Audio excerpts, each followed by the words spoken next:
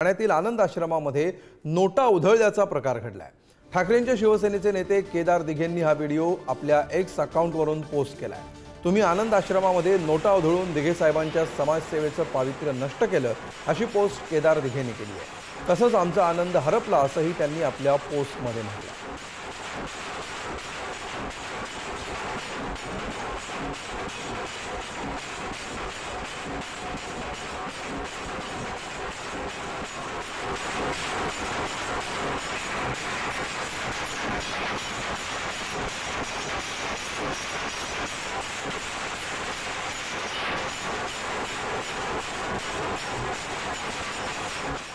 ठाण्यातल्या आनंद आश्रमामधला हा प्रकार आहे, ज्या ठिकाणी नोटा उधळल्याचा प्रकार घडला आणि हा प्रकार काही जणांनी मोबाईलमध्ये चित्रित केला।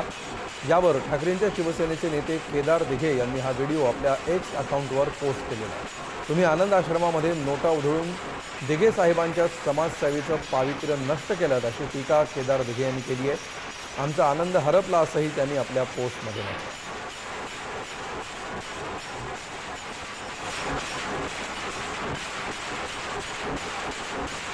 दिघे साहेबांच्या आनंद आश्रमामध्ये पैसे उधळले जातात। खरोखर निंदनीय आणि खरोखर दुःखदायी गोष्ट आहे की अशा पद्धतीने ते पैसे उधळले गेले। ती परंपरा आहे का किंवा त्या पद्धतीचं अशा पद्धतीने अनेक वर्ष अशा गोष्टी काही चालल्या आहेत का? मला असं वाटतं की ज्या पद्धतीने ज्या तऱ्हेने हे पैसे उधळण्याचं काम चाललेलं आहे आणि ह्याच्या अगोदर देखील मी अनेक वेळा असं सांगितलं की ह्यांचेच नेते साहेबांच्या प्रतिमेच्या समोर चपला आणि शूज घालून उभे राहून एकमेकांना पुष्पगुच्छ देतात।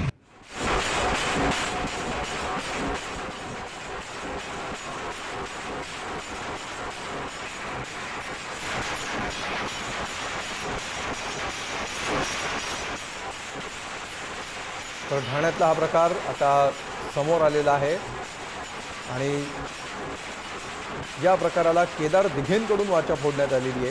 त्यामुळे या सगळ्या प्रकरणाला विशेष महत्त्व आहे। केदार दिघे हे ठाकरेंच्या शिवसेनेचे नेते आहेत। या सगळ्याला आता शिंदेंच्या शिवसेनेतून काय उत्तर येतं, कशा प्रकारे या सगळ्यावर स्पष्टीकरण दिलं जातं हे पाहणं महत्त्वाचं असणार आहे।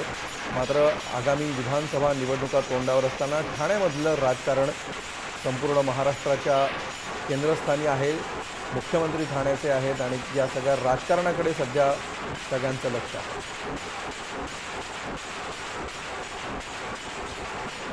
तर सध्या आपल्यासोबत नरेश म्हस्के आहेत, शिंदेंच्या शिवसेनेचे खासदार आहेत। म्हस्केजी, नोटा उधळल्याचा प्रकार हा व्हिडिओ आपण पाहिलाच असेल। केदार दिघेंनी ट्विटरवरून हा पोस्ट केलेला आहे, एक्स अकाउंटवरून। काय नेमका हा प्रकार आहे, काय घडलं या ठिकाणी? बघा कसं आहे, राईचा पर्वत करण्याची काही लोकांना सवय लागलेली आहे। ही दरवर्षीची प्रथा आहे की टेंबी नाक्याचे जेव्हा गणपती विसर्जन असायचं त्यावेळी ते सर्व गणपती आणि लहान मुलं आणि ते वाजवणारे वादक हे टेंबी नाक्यावरती जायचे। टेंबी नाक्याच्या आश्रमामध्ये ढोल वाजवले जायचे आणि दिघे साहेब त्यांना बक्षिसी द्यायचे। ही आतापर्यंतची प्रथा आहे। परंतु ज्या मुलाने त्या मिरवणुकीमधल्या जो आमचा कार्यकर्ता आहे त्यांनी ज्या पद्धतीत पैसे उधळलेले आहेत त्याच्यावरती आम्ही कारवाई केलेली आहे। परंतु ही प्रथा आहे, त्या ठिकाणी दिघे साहेब असताना पण ते ढोलवाले आणि लहान मुलं दिघे साहेबांना विसर्जनाच्या मिरवणुकीच्या दिवशी भेटायला जायचे आणि मग दिघे साहेब त्या मुलांना सुद्धा बक्षिसी द्यायचे आणि त्या ढोल वादकांना सुद्धा बक्षिसी द्यायची। तुम्ही बघा त्या व्हिडिओमध्ये लहान मुलं नाचतायत, ते ढोल वाजवतात।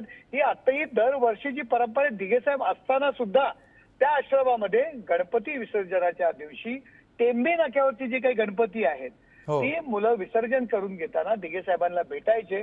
दिघे साहेब त्या ढोल वादकांना बक्षिसी द्यायचे। ही गेले कित्येक वर्ष ही परंपरा आहे। फक्त एकाने ज्या पद्धतीत जे पैसे टाकलेले आहेत, उधळण्याचा जो प्रकार केलेला आहे त्याच्यावरती आम्ही कारवाई केलेली, पण ती दरवर्षीची प्रथा आहे। लहान मुलं आहेत, दिघे साहेबांच्या फोटोला ओवाळून त्यांनी ते पैसे जे काय आहेत मस्केजी, केदार दिघे जे म्हणतायत ते बाकीच्या प्रकाराविषयी नाही, नोटा उधळल्या गेल्या एवढाच विषय त्यांचा आक्षेप प्रामुख्याने दिसतो आहे। याविषयी तुम्ही कारवाई केली असं म्हणताय, म्हणजे ह्या प्रकार काही तुम्हालाही मान्य नाहीये? नाही नाही, त्यांनी ज्या पद्धतीत पैसे उधळले त्याच्यावरती कारवाई केली गेलेली आहे, परंतु त्या ठिकाणी ढोल वाजवणं किंवा लहान मुलं जाणं आणि नाचणं हे आतापर्यंत दिघे साहेब असल्यापासूनची ही परंपरा आहे. ओके, धन्यवाद नरेश मस्केजी परंपरा आहे. या सविस्तर प्रतिक्रियेबद्दल. ही जुनी परंपरा आहे लहान मुलं येणं, ढोल वाजवणं, आणि ज्या प्रकारे पैसे उधळले गेले तो मात्र त्याच्यावर आम्ही कारवाई केलेली आहे अशी प्रतिक्रिया नरेश मस्के यांनी दिली.